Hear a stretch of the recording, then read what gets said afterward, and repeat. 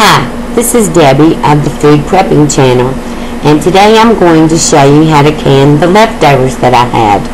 I had fixed a huge pot of cabbage, potatoes, and pork chops, and I did it like this because I had to use this stuff, so I just decided to put it all together in a big pot and cooked it.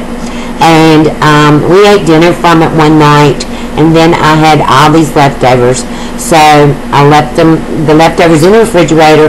Then I scooped the grease off of the top of it the next day. And what I did was I filled up my jars. My jars were cold. They were clean, but they were cold because the leftovers were cold.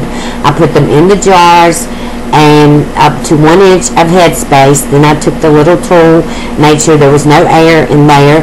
Then I wiped off the top of the jars with a dry cloth to make sure there was nothing on there. I took my heated lids and put them on each of the jars. It did make 7 jars, and I put the rings on. Then I put them in cold water in my pressure canner.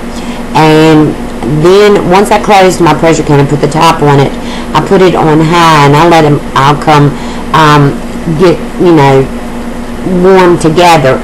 And I let it vent for 10 minutes. And once it had vented for 10 minutes, then I put the pressure regulator on there. And of course I had to get it up to the pressure for my area, which is 11 pounds of pressure.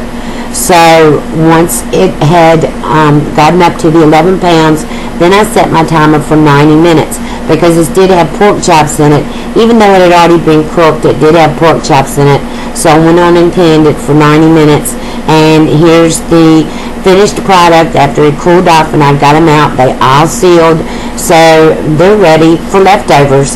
And I wanted to thank you for watching, and you have a great day. Compliments of God. Bye.